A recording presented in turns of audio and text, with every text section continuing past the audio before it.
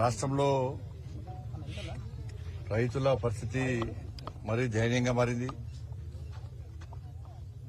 కనీసం వాళ్ళ కళ్ళీన పరుచుకునేటువంటి నాదుడే ఇలా కరువైపోయాడు. కనీసం వాళ్ళ గోసల్ని వినడానికి కూడా, వాళ్ళ బాధలు పట్టించుకోవడానికి కూడా రాష్ట్ర ప్రభుత్వం సిద్ధంగా లేదు.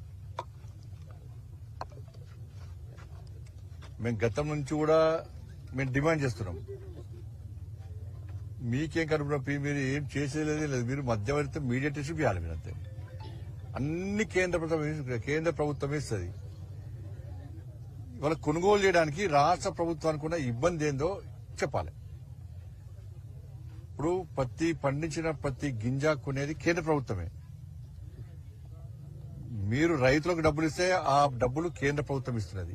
సుతిల్ తాడు పైసలు కానీ, గోనె సంచి పైసలు కానీ, ట్రాన్స్పోర్టేషన్ కానీ, లేబర్ పైసలు కానీ, ఇక్కడ పనిచేసే క్లర్కుల పైసలు కానీ, ఈ ధాన్యాన్ని నిల్వించడానికి గోడౌన్ల కిరాయి కూడా కేంద్ర ప్రభుత్వమే ఇస్తున్నది. ప్రతి పైసా కేంద్ర ప్రభుత్వం ఇస్తుంది. అన్ని కేంద్ర ప్రభుత్వం ఇస్తే వీళ్ళు కేవలం కొనుగోలు చేయడానికి నిష్పక్షపాతంగా, నిజాయితీగా, నిబద్ధతతోని వెంటనే కొనుగోలు చేయడానికి రాష్ట్ర ప్రభుత్వానికి ఉన్న ఇబ్బంది ఏందో ముందు చెప్పాలి.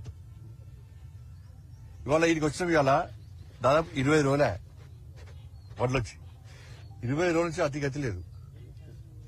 ఇవాళ ఉమ్మడి రాజన్న సిరిసిల్ల జిల్లా, కరీంనగర్ జిల్లా మాట్లాడుకుంటే 580 కొనుగోలు కేంద్రాలు ప్రారంభించాం. ఉగాది తర్వాత దాదాపు 40 రోజులు దాటింది. రెండు కలిపి రాజన్న సిరిసిల్ల జిల్లా, కరీంనగర్ జిల్లా టార్గెట్ ఏంటంటే 7 లక్షల మెట్రిక్ టన్నులు. ఇవాళ ఇప్పటి వరకు 2.5 లక్షలు కూడా ఇవాళ కొనుగోలు కాలే, ప్రొక్యూర్మెంట్ కాలే. ఇవాళ తెలంగాణ రాష్ట్ర వ్యాప్తంగా ఇదే పరిస్థితి. రైతుల అకౌంట్లో డబ్బులు పడే పరిస్థితి లేదు. వాళ్ళకు ట్రాక్టర్లు లేవు. రైతుల ట్రాక్టర్లు తీసుకుందామని తీసుకొస్తలేరు, లారీలు అంటున్నారు. ఇవాళ నిన్న మొన్న వర్షాలు పడ్డాయి, అంతకుముందు వర్షాలు పడ్డాయి. వర్షాలు పడితే వర్షానికి తరుస్తున్నాయి, ఎండకెడుతున్నాయి. ఇవాళ తరుగు పేరుతోని ఇవాళ ఇష్టానుసారంగా కడిగిస్తున్నారు. ఇవాళ కొనుగోలు అయిపోయిన తర్వాత కూడా తెల్లారి ట్రాన్స్పోర్టేషన్ కోసం వచ్చినప్పుడు కూడా మళ్ళీ తీసి మళ్ళీ దానికి కటింగ్ పెడుతున్నారు. కాబట్టి ఎన్నోళ్ళ పరిస్థితి. ఇవాళ నిన్న వానల వల్ల మొత్తం ధాన్యం అంతా తడిసిపోయింది. కొనుగోలు కేంద్రాలు మొత్తం నీటిమయం అయిపోయినాయి. రైతులు వాళ్ళ గోస చెప్పలేని పరిస్థితి. వాళ్ళ గోడు వినడానికి కూడా ఎవ్వరు వస్తలేరు.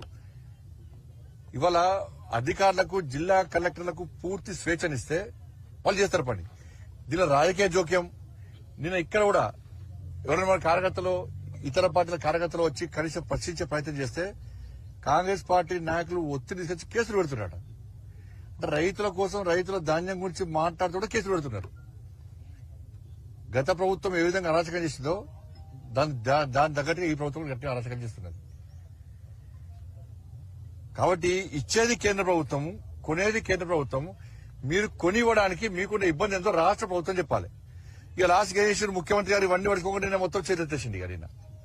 ఈయనతో ఏం కాదు అంటున్నాడు. మీతో వేరే విషయాలు ఏం కాదు కావచ్చు. ఇది కేంద్ర ప్రభుత్వం పైసలు ఇస్తుంది కదా, మీకున్న ఇబ్బంది ఎంతో చెప్పాలి రాష్ట్ర ముఖ్యమంత్రి గారు. కొన్ని తెలంగాణ రాష్ట్ర వ్యాప్తంగా రైతులు అరిగోస పడుతున్నారు. ఈ గోడు చెప్పడానికి వర్ణనాయితం ఇది. కాబట్టి ఇప్పటికైనా రాష్ట్ర ప్రభుత్వం స్పందించాలి.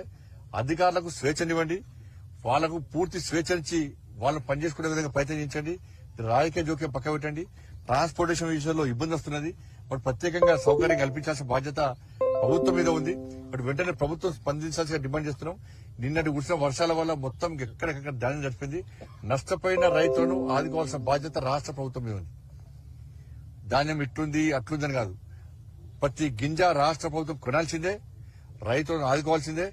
రైతులు మళ్ళా ఎందుకు వ్యవసాయం చేస్తున్నారా అన్నటువంటి బాధలు పరిస్థితులు తెలంగాణ రాష్ట్రంలో ఉంది.